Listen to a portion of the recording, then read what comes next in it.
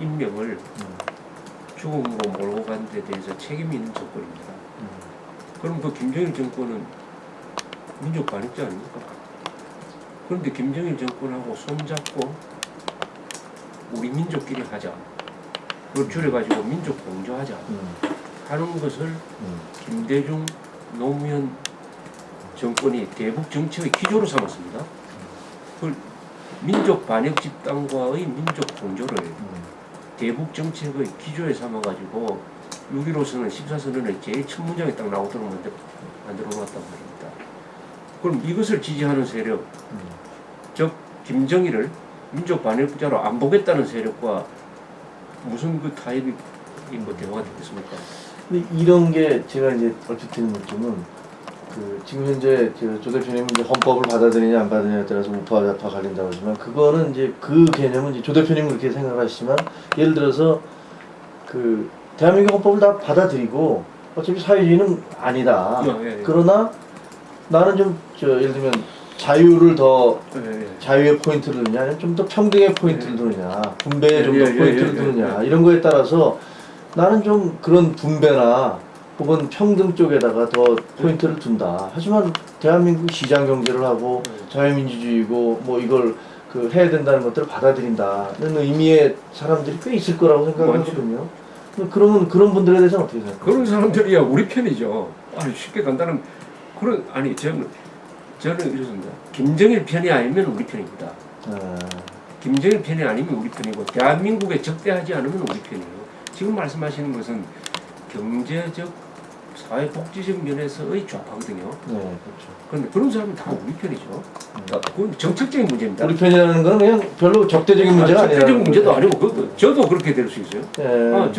저도 경제적 면에서 사회복지 부분에서는 평등 지향적으로 갈 수가 있습니다. 지금 가지 않지만 언젠가 갈 수도 있어요. 간다 하더라도 그건 뭐가 문제입니까? 문제 없고 특히나 한국에서 이 복지 정책을 제일 많이 편 사람이 박정희 대통령인데 1977년 7월 1일 날 의료보험을 처음 시작한 사람이 박정희 대통령입니까? 그게 한국 사회 복지 부분의 획기적인 일 아닙니까? 제일 성공했고 그래서 거기에 대해서 오히려 보수 세력이 큰 소리 치지. 한국의 사회 복지 부분은 보수 세력이 돈을 많이 벌었고 그 돈을 많이 번 걸 가지고 우리끼리 갈라 문제가 아니라 이걸 가지고 못 사는 사람을 도와주자 해가지고 77년부터 의료보험을 시행한 나라가 한국이니까 그게 대해서는 아무런 컴플렉스도 없어요. 다만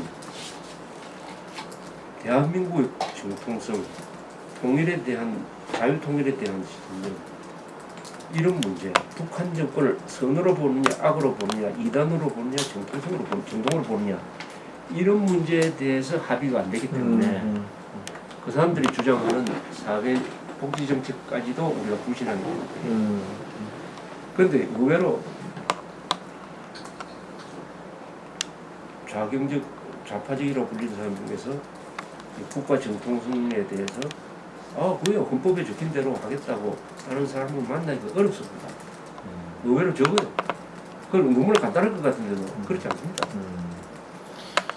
조 대표님 보시기에 쉽게 얘기하면 저는 말씀을 들으면서 느끼는 게 조 대표님 그러니까 적어도 인권을 유린하고 그 다음에 자기 국민을 굶어 죽게 하고 그 다음에 전쟁을 일으킨 책임이 있고 뭐 그런 북한에 대해서 북한을 예를 들어서 그런 북한을 갖다가 인정하는 친북 종북 좌파들하고는 그런 헌법을 인정하지 않는 사람들이기 때문에 할 수 없다라고 얘기하시는 것 같습니다. 그게 얼마나 된다고 보십니까? 그 세력이 얼마나 되나요? 대한민국에서 얼마나 될까요? 자 우선 굉장히 많아요 이게. 맞습니다. 6.15 선언 때문에 많아져 버렸어요. 네. 이 6.15 선언이 이 만학의 근원입니다. 6.15 선언은 폐기를 해야 됩니다. 이명박 대통령이 제일 처음에 했어야 돼요. 왜 폐기를 해야 되냐? 헌법에 위반되기 때문입니다. 첫째는. 거기 헌법 제6.15 선언 2항에 나오는 남측의 연합제 안과 북측의 낮은 단계 연방제 안이 공통점이 있다는 것을 인정하고 그 방향으로 통일을 추진하기로 했다 하는 것은 명백하게 대한민국 헌법에 위반되는 것입니다. 그것은 북한의 대남 적화 전략의 정책 수단인 연방제 통일안을 우리가 대폭 받아들인 것입니다. 그래서 6.15 선언대로 하면은 대한민국이 적화될 수가 있습니다. 북한은 그걸 너무나 잘 알기 때문에 요새는 적화 통일하자는 말 대신에 6.15 선언 실천하라는 말을 씁니다.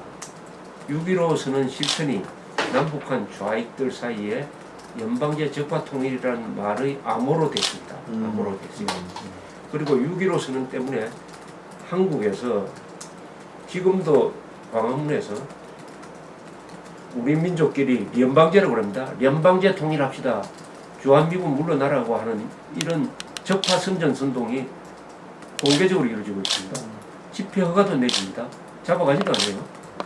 그만큼 자유를 파괴하는 자유를 준 것이 6.15 선언입니다.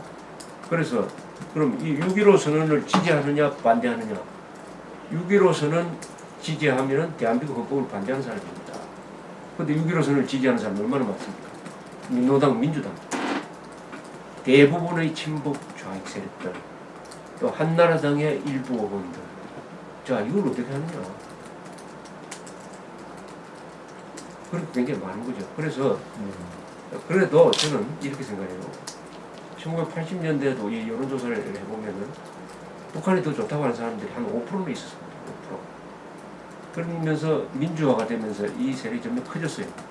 그래서 언론조선 편집장으로 있을 때 내가 한 몇 년 동안 똑같은 여론조사를 해봤어요. 묻습니다.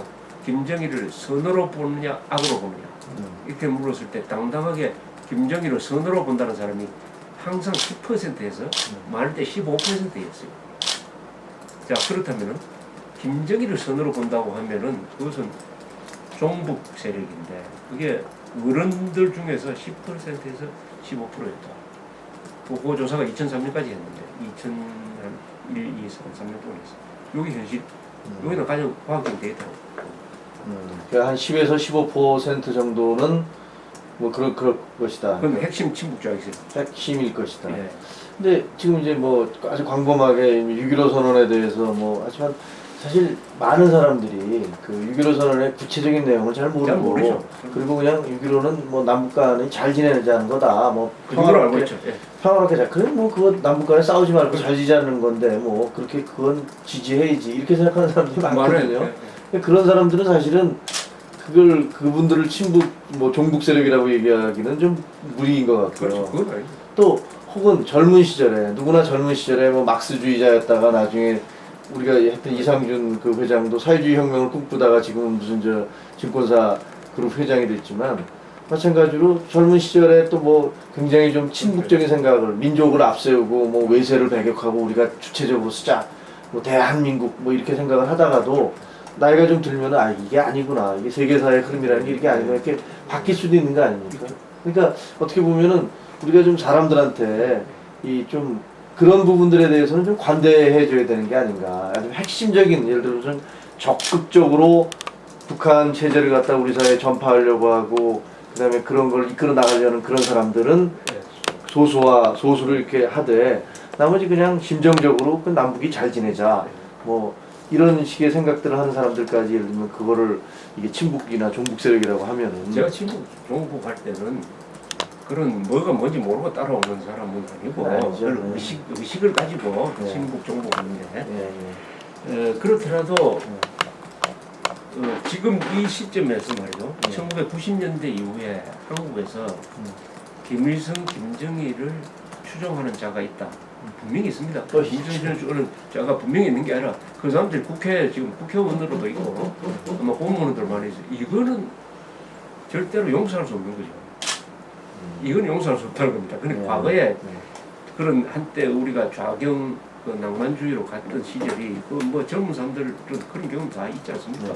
저도 고등학교 다닐 때 그 에드먼드 윌슨이라는 사람이 쓴 그 투더 핀란드 스테이션이라는 책인데 그게 우리 근대 혁명 사상사라는 책으로 번역된 책인데 그걸 저는 고등학교 때 읽고 참 트로츠키 이런 사람들 근사하다라고 느꼈어요. 그러나 그 시절은 공산주의가 아직 살아있을 거 아닙니까? 또 김일성, 김정일의 악독한 행동이 아직 공개적으로 나타나기 전 아닙니까? 그런데 공산당이 무너지고 300만을 군계 중인 사실이 확인이 되고 강제수용소에 지금도 20만 명이 갇혀있고 이런 걸 다 알게 된 1989년 이후에도